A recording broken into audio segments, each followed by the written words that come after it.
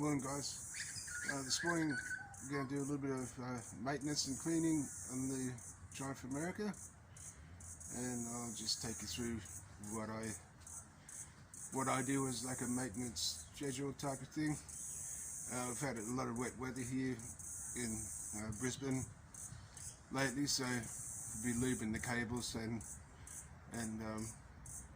lubing whatever we can after all the rain we've had. First up, we're going to oil the chain. So what I've done here is just put a jack underneath the swing arm and just jacked it up just enough to get the rear wheel off the ground. Next we'll remove the chain guard, which is this bolt here is a Torx 30 and this one here is a Torx 40. And today we'll also be removing the sprocket cover, which is 5 bolts, and they're all 8mm, various different lengths, so just remember where they came out of so you can put them back in the right place. Just show you the tools for that. When I'm working on engine cases and things like that, I always use a small 1/4" drive socket and extension, because you don't want to over tighten these and break them off or anything like that, so you get a good feel of what's going on with one of those. These are the Torx bits here, Torx 30 and Torx 40. So I'll get those bolts out and then I'll be back. So some people might be wondering, why did he take off the front sprocket cover? Well, it's a good idea to keep an eye on the condition of your front sprocket, remembering that it turns a lot faster than your rear sprocket, so it's going to wear out first. And the other reason is you want to keep an eye on this nut here. So in my opinion, that thread is too coarse on there to do that nut up, tight as it needs to be. It should be a finer thread, because when I first bought this motorbike, it had only been worked on by a dealership, and that nut was loose, and it was only that washer that caught it from spinning all the way off, that tab washer there. So it's very important that you keep an eye on that. And so anyway, next what we're going to do is we're just going to oil this chain. I'm just going to use an oil bottle and a rag, and I'll be using gear oil. That's what I use. You can use chain lubes and all that, but being an O-ring chain and so on, basically you're just cleaning the outside of your chain and getting all the gunk off it and so on. And your inside, the pins that go through all the links should still have their lube in them from the factory when they were built, because they're sealed by O-rings. So that's what I do, and I'll just show you quickly. I just use an empty bottle like this with a straw on the end of it. Bit hard with only one hand, but I just sit that on the chain, spin the wheel, and squeeze the bottle and just get a film of oil all the way around, and then I'll use a rag to wipe off the excess. I'll just keep on spinning the wheel and hold a rag there. Just be careful when you're doing that your fingers don't get caught in there or anything like that, because it's a good chance you'll take them clean off in between the chain and sprockets if you get something caught in there. The other thing that I do when I'm oiling the chain, as you can see that mark I put on there, that's the link, the pressed link for the chain. So you want to keep an eye on that too, that it's not starting to walk its way off or anything like that, because they don't have a retainer on them or anything like that. You just press that link on and you flare these 2 pins here, So I keep an eye on that, and that's another marker so I know when I've done a full rotation of the wheel, of the chain, when I'm oiling it and so on. So I'll just do that, guys, and then I'll be back. Okay, so the chain's now been oiled, the excess wiped off. I just used the wife's good face washer there to wipe off the excess, and the wedding dress down there to catch any of the spills. So I'll make sure I put those back where I found them. Next is the clutch cable. So we're just going to back these two 12mm nuts off and back the cable off up here, and then we'll take it out from there, and then I'll show you how I lubricate it. Now that the cable's been released from there, just leave it hang there. There's no need to take it right out of the motorcycle. Just leave it where it is. In fact, it makes it easier to work on. And what I've done here at this end is I've just put a zip tie around there to hold the cable there so it doesn't slide all the way through. And the next thing we're going to do at this end here is I'm going to push the cable all the way up inside the inner, and I'm going to wrap some tape around there just to hold it. And then we're going to put a hose on this end here and fill it up with WD-40 and let it run through. So I'll get that set up. Oh, before I go, I just want to show you these cool nuts that I used on the clutch cable bracket there. Don't know if I mentioned before, but they're 12mm, so you need two 12mm open end spanners to release those nuts. But what's cool about these is the washer turns independently of the nut there, and you get a nice firm purchase on your clutch cable mounting there, because the actual cable, this part here is quite sloppy inside there, it moves around. So these nuts just hold it nice and firm in place. So now, as you can see, I've pushed the inner cable up as far as it'll go into the outer cable. Put some tape around there to hold it and to seal it off. Up the top here, got the old tape out again, wrapped it around the top of the cable there until this piece of your hose was a nice snug fit onto there.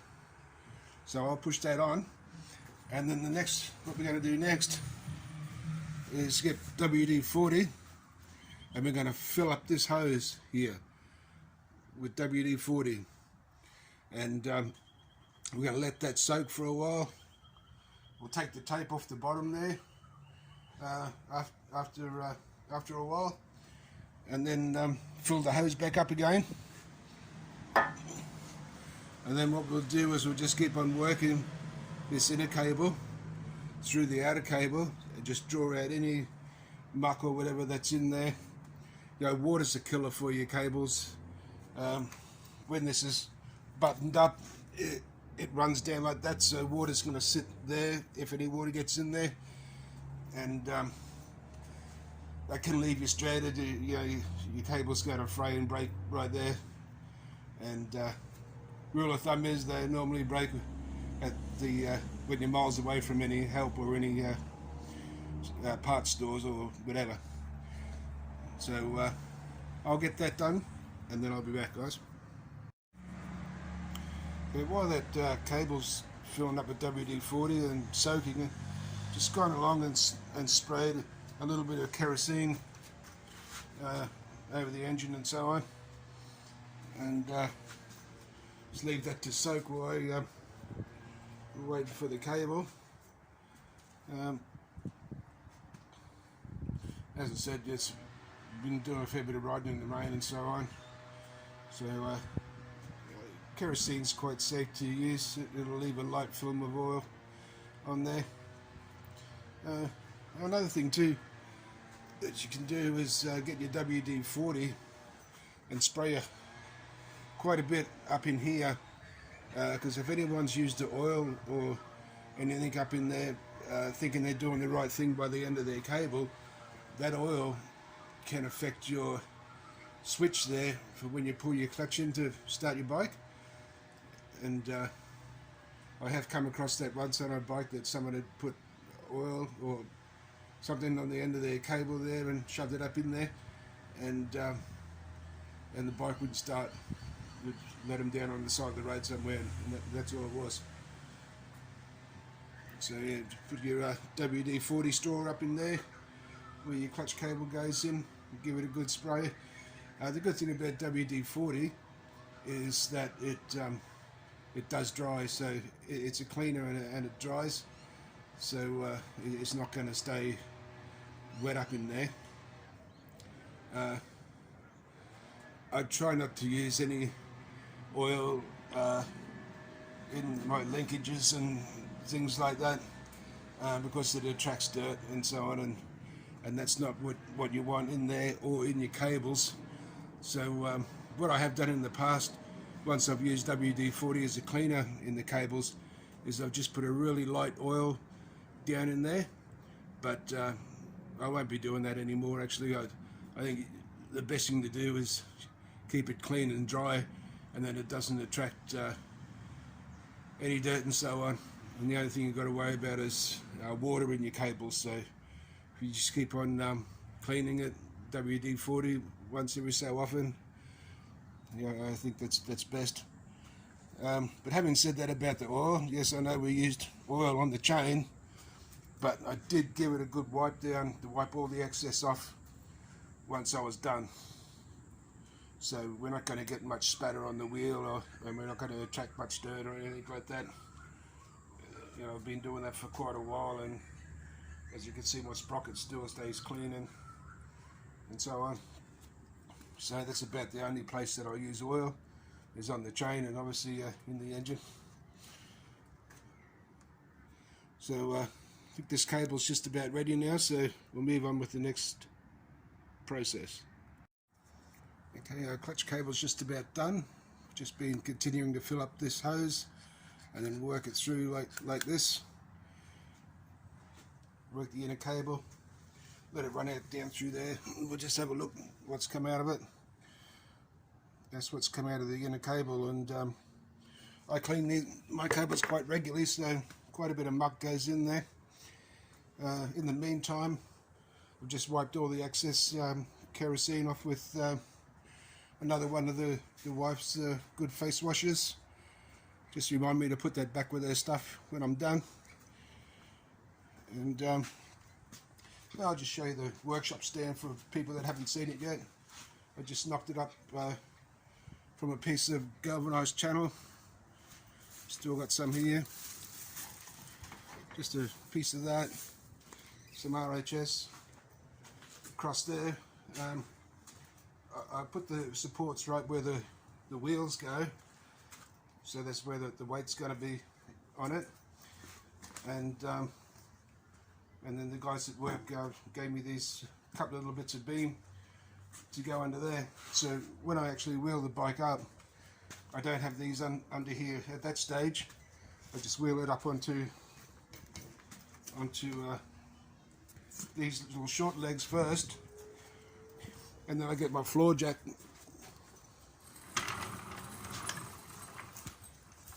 and put that under the front. Just do one end at a time, jack it up, put those beams under. While I'm doing that too, I set this chain around the front so the bike can't wheel itself backwards, because if it goes back at all, there's nothing to support the front wheel anymore except for these tie downs, and the thing could topple over. So just made up a little frame at the front here where the front tyre goes in, and just put a lock around the chain there just to hold it, and then I can put the tie downs on just to hold the front. They don't need to be overly tight, just firm. Yeah, so I wiped everything, all the excess kero off. Eventually that will dry. I just find that a good way to clean a motorcycle. You don't want to go overboard with the Kero, just spray it on lightly, just cover everything, and then wipe it off with one of your wife's nice clean face washes, and it will come up good. I'm not doing the wheels today. A bit anxious to go for a ride, so a bit of work in doing the wheels, so they'll get done next time. So I'll just now that our cable's pretty well done, I'll reinstall that, and I'll be back. So what I'm going to do now, before I reassemble this, is just this bit on the end here, and up on the clutch side as well. I'm just going to dip that in some grease, just the very end of it, and then wipe it off, and then whatever slight residue is left on there, that's all we're going to need. Right? So I know I said before about grease and so on, but it's just going to leave a really slight residue on there, and that's all that we want.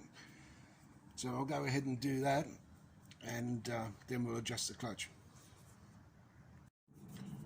To install the cable and adjust the clutch, first of all you want to poke the cable through this bracket here, put this nut on, just get it started, and then you want to hook the cable into that lever there, that actuator. Then up the top here you want to put it into your clutch lever up there, and just wind it out just a little bit, a few turns there, because we'll do our final adjustment up there when we're done down here. So what we're going to need to do here is you just push this lever all the way forward until it starts to get tight, and then do your nuts up there, just firm for now, while we play around with the adjustments. So I'll go ahead and do that, and I'll be back. So I've got this side of it done, and what you're looking for here is just a little bit of movement there, and this nut here is your adjustment to tighten or loosen the clutch, and then this side is your locking nut. So you leave this one a bit loose while you're adjusting with this nut until you get that little bit of play there.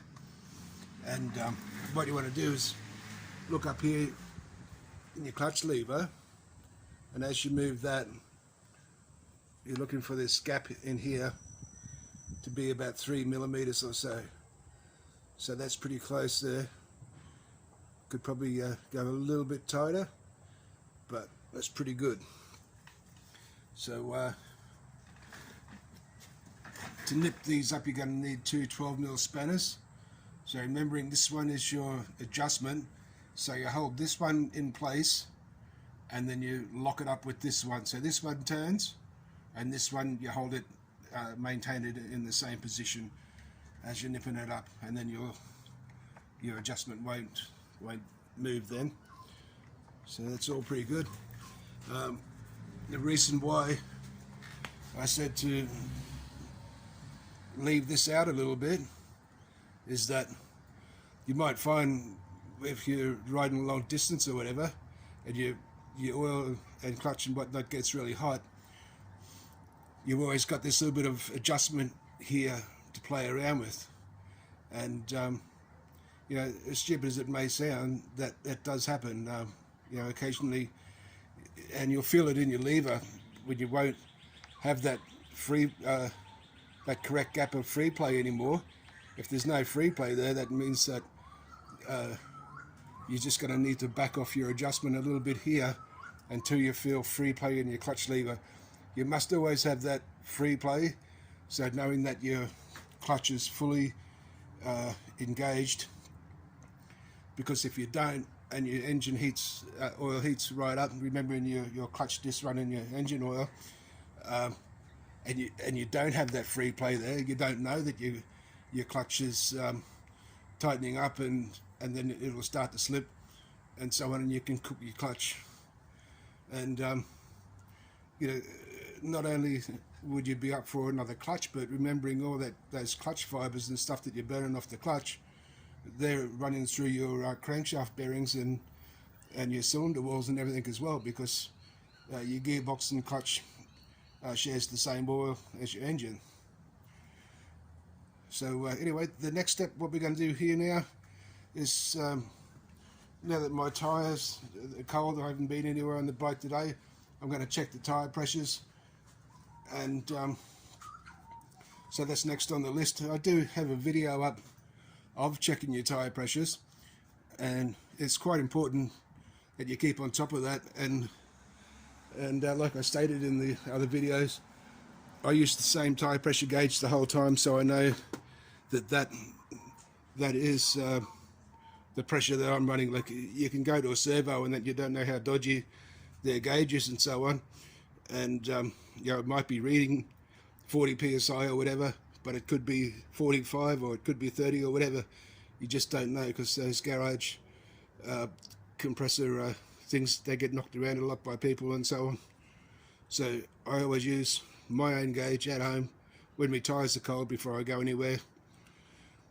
And I'll see if I can throw up the tyre pressures for Triumph Americas and Speedmasters and Thruxtons and so on in this video as well.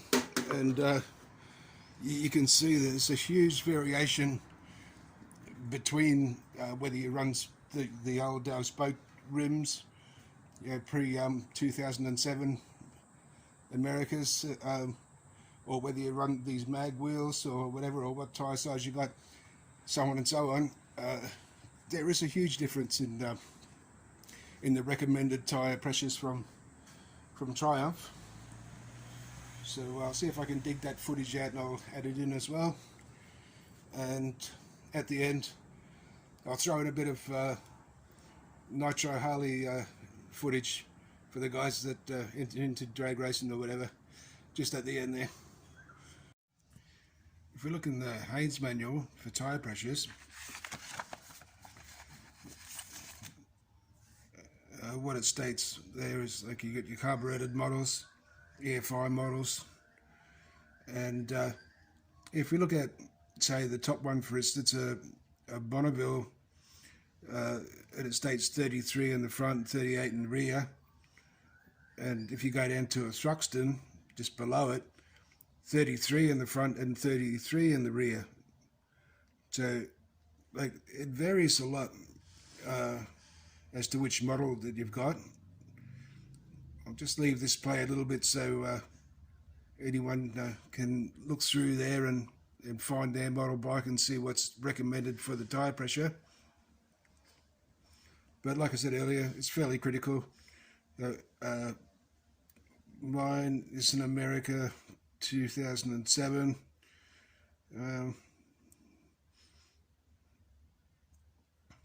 Cast wheels up to 2010.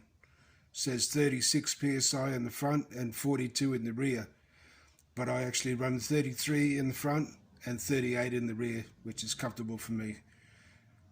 So there's your guideline of where to start from, and just play around with your pressures till you find what's suitable for you. One thing I forgot to mention, when you're adjusting, doing your final adjustment here with your clutch cable, you always want this groove to be facing down so that it doesn't fill up with water and muck, and that'll all run down into your cable. So make sure that's facing down.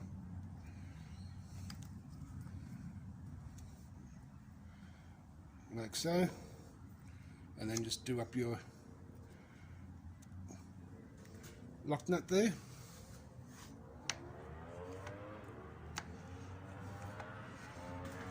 And that should feel nice and soft now once you've cleaned your cable.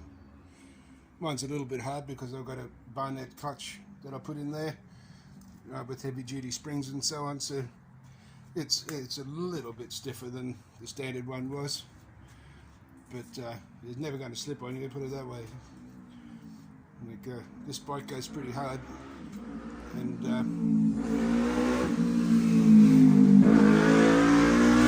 it's never slipped on me. quick shout out to my friends down at Pro Cycle Dyno, and if anyone out there wants to get their bike tuned, they specialise in Triumph and Harley and KTM and those style of bikes, and they do a great job.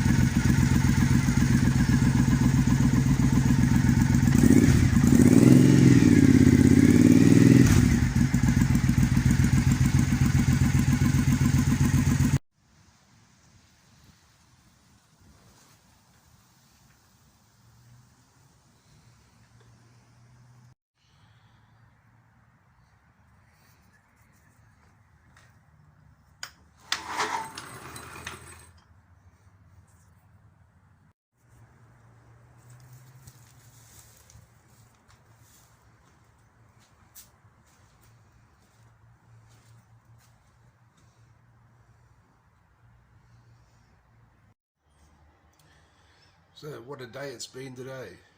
I just realised after I spent hours doing the video that you just watched that it wasn't, the video wasn't edited in like full screen, and same as most of my other videos, I didn't realise that when you hit full screen on Android or whatever, it didn't cover the whole screen. So I've looked into the editing software, and that's where the problem was. So I've fixed this video. I'm going to have to go back through all my previous videos, and everything that I have the original footage for, I'll re-edit it and re-upload it. That's going to take some time. But for now, we'll press on, and you might want to turn your volume down a little bit for this next little bit of footage. Anyway guys, I'll catch you on the next one, and safe riding.